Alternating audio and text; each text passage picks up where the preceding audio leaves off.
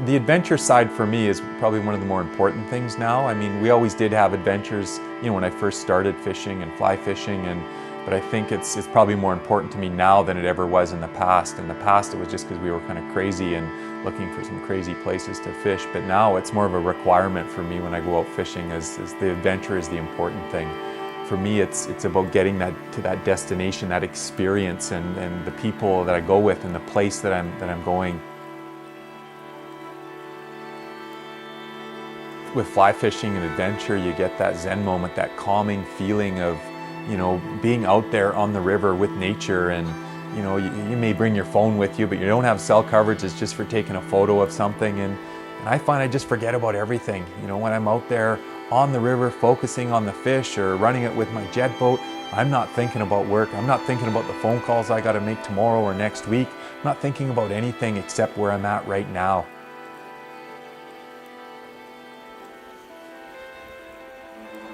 I mean, I'm not an ice climber. I don't, ride dirt bikes and do some of these other crazy things. Maybe fishing isn't as crazy or risk-taking as some of those, but I can honestly admit we've been in some pretty crazy spots. 2-3 hours out in the middle of nowhere in a jet boat, and I just keep thinking, what if something happens? If the engine craps out, or we hit a rock, or someone gets hurt, what are we going to do? The irony of it, taking risk and adventure and knowing that you could lose your life, but also it makes you feel so good, and you get away from everything, and you don't feel, about any worries you had that day, any issues you had. You just forget about it all. And you always hear about people, that run and do other things. They get dopamine releases, and it's almost an addiction. And the same thing with fishing. You come back from a successful fishing trip where there was, no incidences, you didn't wreck your boat, everyone came back safe, and you saw some amazing places, and we're all just like in this state, like, wow, that was amazing. But when are we going to do our next trip? You just can't wait to get out there and do it again sometime.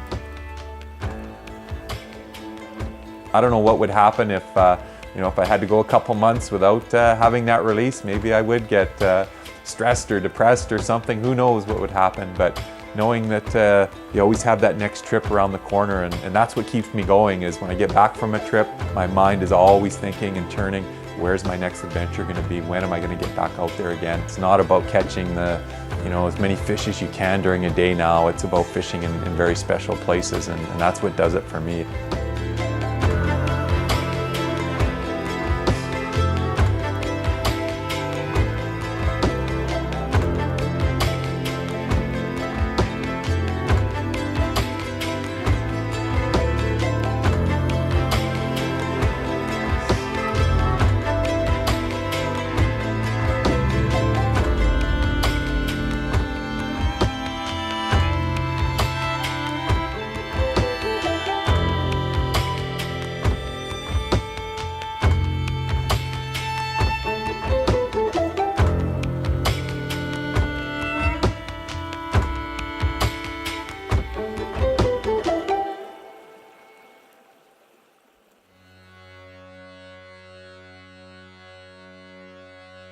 If you're looking at someone who's a hidden hero, I think it's all about the passion for your hobby, or the experiences you want to get out of life, and I can see that in so many other things. I'm so envious of some of these other people that are out doing some of these crazy things, and I just think, man, I wish I could do that. There's a lot better fishermen than me out there, that I'll guarantee you that. My fly tying skills are probably subpar, and even my fishing skills, I catch my fair share of fish, but I go out with people who outfish me all the time and who fish nowhere near as much as I do. So I wouldn't say that for me that I have any special talent in that sense. I would say for me it's more about my passion for going into some pretty cool places and fishing the amount that I do.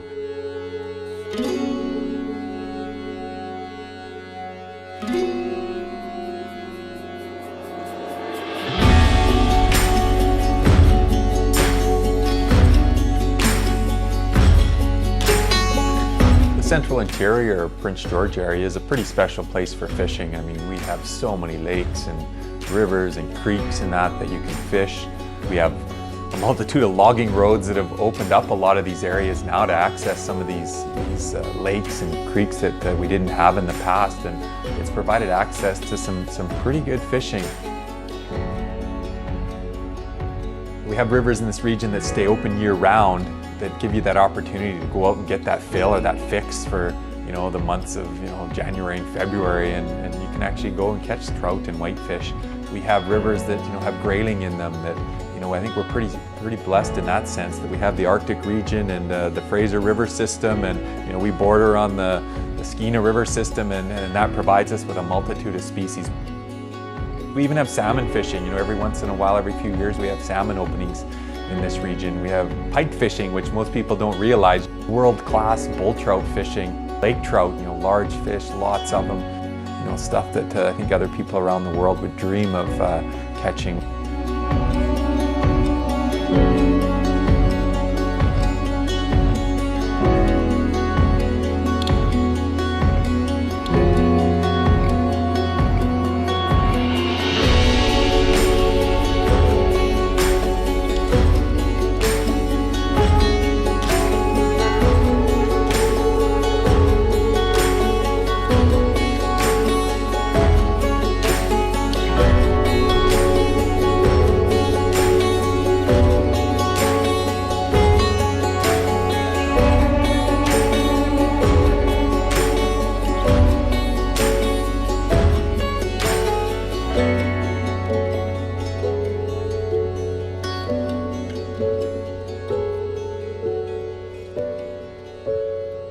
There's still no shortage of adventure in this region, and I love it here. I've never even thought of actually moving out of this region.